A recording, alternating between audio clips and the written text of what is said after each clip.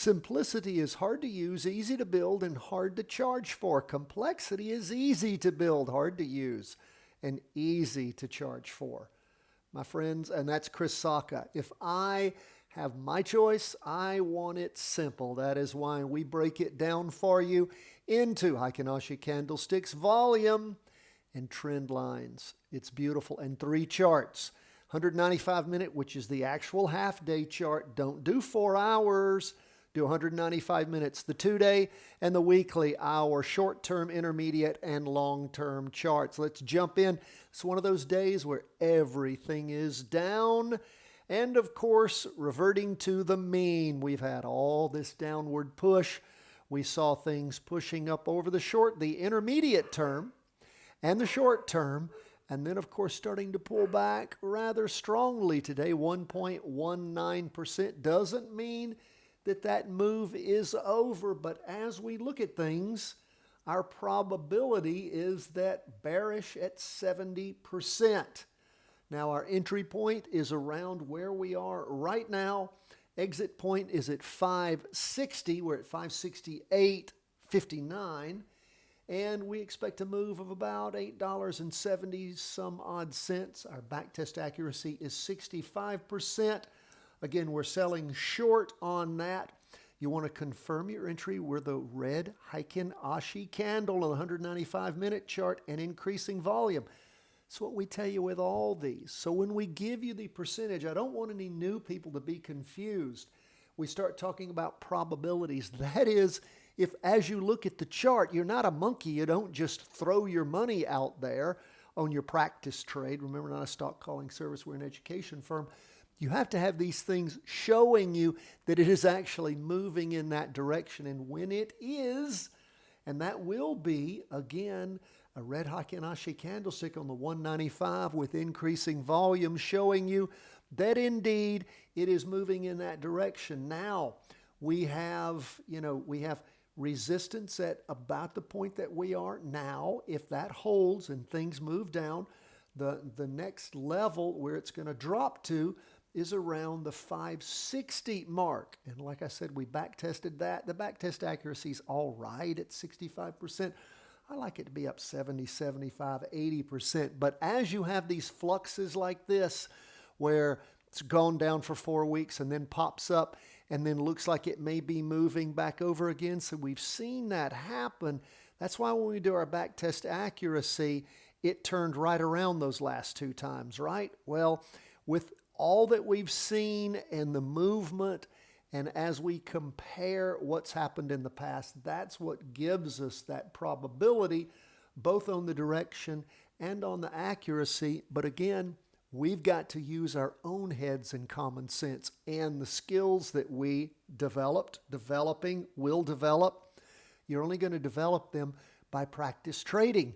And of course, once you get good, you can fractionally trade. What does that mean? That means a small percentage of a share. If your brokerage allows you to do that, instead of buying 1 share at $568 of the S&P, you might buy a fractional share at $100, and then you practice trade that. Or, you're looking at things like HODL, which is only trading for around $25 a share. Maybe you buy 4 of those. So then you can practice trade getting in, putting in your good till canceled sell order, watching a little screen go green when it's beautiful, and again, learn by doing. So that is where we are. We are looking about a 70% bearish probability of things going down. Again, you want to see that red down candle with volume that'll help pull you in, and we're expecting the move to be just under $9. That's where we are on the S&P. We'll see if things do revert back down. How are we on the weekly chart now on the NASDAQ 100? Well, you can see we've got a doji there. We're through Wednesday, so, we're getting closer to that average volume. We sure want to meet that at the end of the week. Not a lot of volume today on the first day of the latest 2-day candle. It's got a ways to go. It doesn't look like it's even halfway yet. Of course, that prior 2-day candle, decent price action, but not so much volume. And again, after those 3 dojis, well, there was barely a red spinning top, and then 2 dojis for those weeks through March. And of course, as we get to the end of March, we see these 2 weeks green candles. Again, big pull over down 1.84%. It's a pretty big down day on the NASDAQ for one day. Didn't reach average volume, though, either morning or afternoon. But where we are is we are bearish, 75% probability. The jumping in point is right around where we are now. The exit point is about $10 down, 475. We've done our back test accuracy, and looks like we are at 70%. Now, we want to make sure, again, just like the S&P, that we confirm a red Heikin-Ashi candlestick in the 195-minute chart with high volume. And again, as far as a stop loss goes, this thing pops up to around 488. You know it ain't going in your direction. If you do see a red down candle and jump in, and then things move over and it pushes above 488, that is your stop loss. I don't think I mentioned the stop loss on the S&P. Things pop up to 572. That again is above the recent highs. Then of course you want to jump out and go ahead and take that first loss, which is always your best loss. Let's move on to 20-year U.S. government bonds. We're bearish on them too, 65%. You can see it's gotten less. We were 70, then 75, then 65 when it comes to bonds. Our jumping in point is right about where we are now at $89.19. Exit point is $87.50. That's down about $1.69, a 60% back test accuracy. And we again want to confirm with a red Heikin-Ashi candlestick, 195-minute chart, and increasing volume. It's the only smart way to do it. Our stop loss is at $90.50. So again, keep your eye on 20-year U.S. government bonds. You know, the volume's okay on the weekly, not so much on the 2-day, but again, we've pushed through cleanly on that 2-day candle, and we're sitting nice and below it on the weekly. And we look at the half day, and it has been running underneath it, you know, all day. Monday afternoon pushed through Monday morning, and then Tuesday and Wednesday.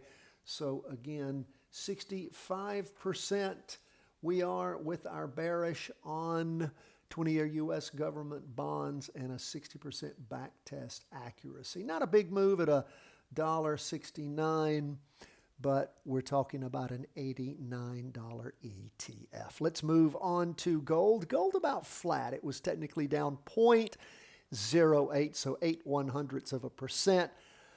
Not, you know, a big down day at all. Pretty much flat, you can see on the half-day chart, where it peaked back on last Wednesday or so. Looks like we also had another day of some up on Thursday afternoon, and then moving down and about flat today. This week not reaching a higher high as we talked about yesterday. Volume's okay.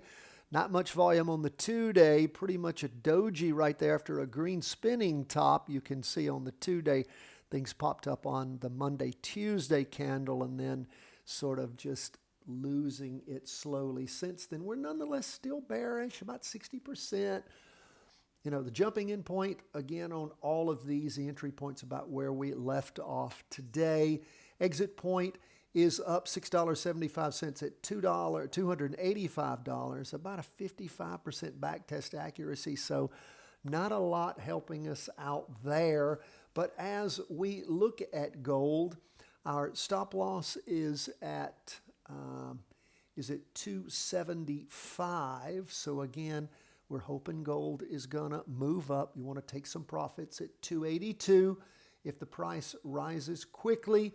And of course, the sell point, as I said earlier, was 285. So watch for resistance at that level, and that'll particularly be shown by a red Heikin-Ashi candlestick. So you want to confirm the jumping in if you're going to get in tomorrow with the green Heikin-Ashi candlestick, 195-minute chart, and a bounce off the 275 for support.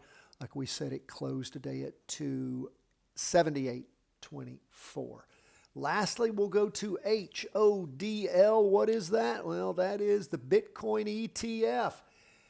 And we're still bearish on that one, about 70%. Yes, we did have an up day on Monday and sort of ticking sideways a little bit on Tuesday, not reaching the prior high, moving over 1.85% down. It was the biggest downer for the day, just barely beat out by 1/100% on the NASDAQ 100. So again, the biggest loser for today on our 5 charts was Bitcoin. We can see just a little green 2-day candle, not a lot of volume this week. So not a lot of enthusiasm for Bitcoin going up. It's one of the reasons that we are 70% bearish. Entry point is about where we are right now at 24.46. Exit point is 23.50, and it's down about $1. And we've got a 65% backtest accuracy on that. So again, keep your eye on things like we said before.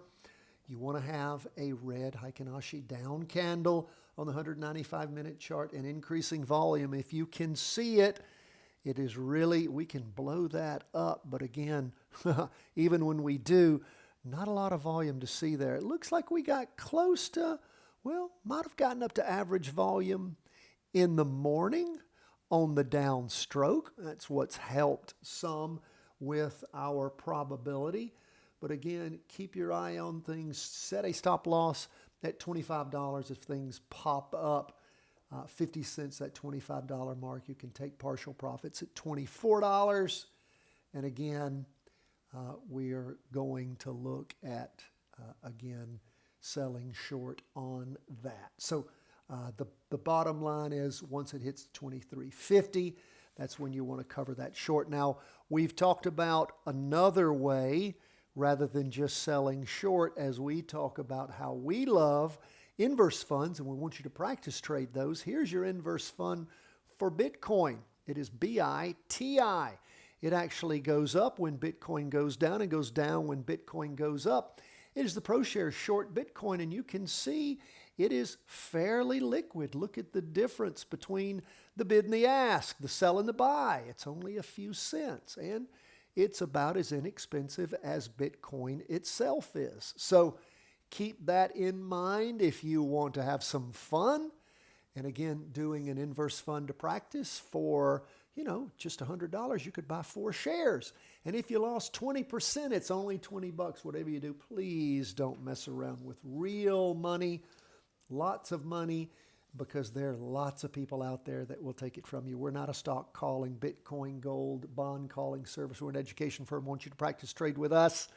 We so appreciate you being with us. Always love to hear from you. CW@chartingwealth.com is how you reach out to us. God bless, my friends. All the best from the whole team at Charting Wealth.